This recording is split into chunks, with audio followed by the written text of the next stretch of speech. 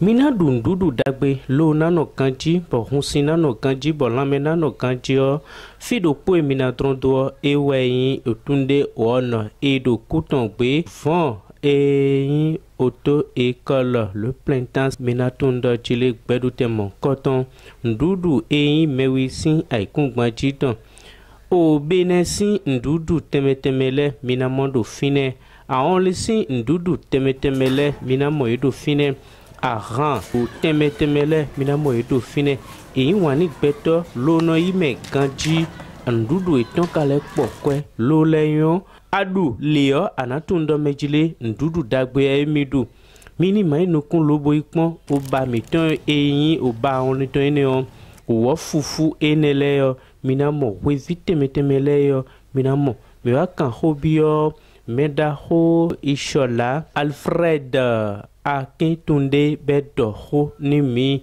yo mi do ishola Alfred Akintunde promoteur établissement Tunde One file ndudu ko sawe mi do to file to kati Kutongbe to fi bo mi no ba se ndudu de me gbeji ton we to me si fi bo e wa spécialement ndudu Nigeria ton pour Benin ton le we mi do to fi bo service locato bien accueillante mi do sunu bodo yon bodo service me le to fi nous déjà ton le no eba tin no ba semo no ba fufu no ba gusi sin sonu no ba adidon si sonu no ba lesi jaune lesi vert dio grand encore no ba oma aluma boma no ba man encore to mi si fi no ba pepper soup et un pepper soup no ba po vi popo na po no ba me contrôler filet gars nous kon ba to filet bon me laisse no azomi me ya ba ya anniversaire ya mariage ya et yawa nu kio da wa yo zo me ndudu le me no ba biso do service traité le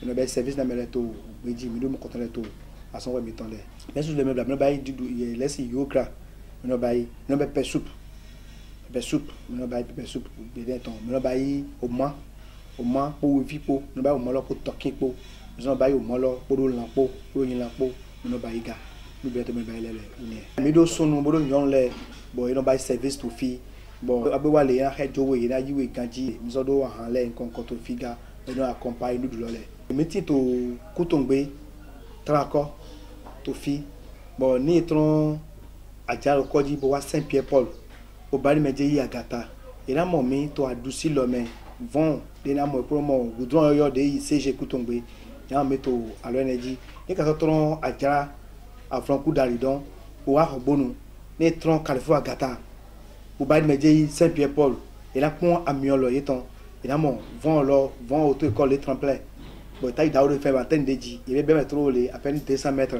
et à mon métaux vont leur frein film quand on métité bon alors quand métaux 96 66 20 50 puis 97 64 80 75 et bien yo métaux aucun les paradis mais n'a pas sûr ici non ba les gens domicile les gars les me ba jo me ba yo bo doké métaux nous les quand les dit no ba bo no se file to po iton legbe eyin na jino eno pinukundo ogbedo ten Tunde One orúkọ mi ni Abigail a ní àwọn oúnjẹ Igbo ẹ̀gúsí àti àdìdán ẹ̀fọ́ ọ̀há pẹ̀lú ewúro tó ń jẹ́ bitter leaf ewúro a ní ẹ̀bà fùfú semo wheat àti máa ń ṣe àwọn rice jollof rice and fried rice yogra pẹ̀lú àwọn rice jaune tá máa ń fi àwọn carrot nǹkan sí yẹn a máa ń ṣe yẹn a tún máa ń ṣe pepper soup oúnjẹ tẹ́ bá ti fẹ́ kò sí problem a wà ní Kutongbe tẹ́ bá fẹ́ bí oúnjẹ ránṣẹ́ sílé tẹ́ bá ti ní àwọn nọ́mbà wa 96 66 25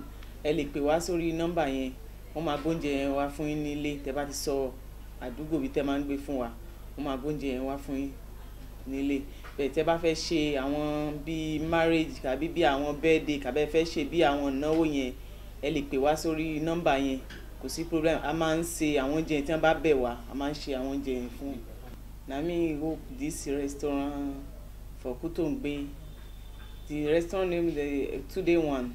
I have that food I have egusi, draw and vegetable, oha with bitter leaf.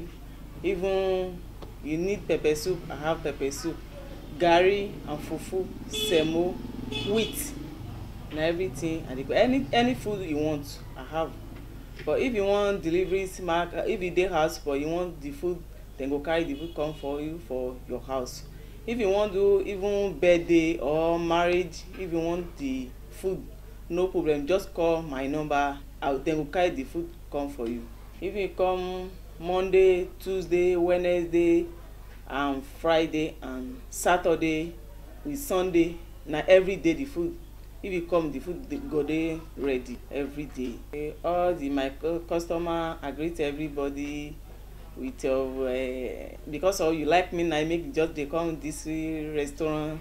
I greet all my customer, my sister, my friend. I greet everybody. My number is 96 66 20 50. Modupo yeme lobuno wa sodo finele. Je travaille au restaurant Tunde One qui se situe à Koutombé, non loin du Coupe-Main. Ici, on vend beaucoup de lait. Il y a toutes sortes de boissons ici. De Nigeria aussi, du Bénin aussi.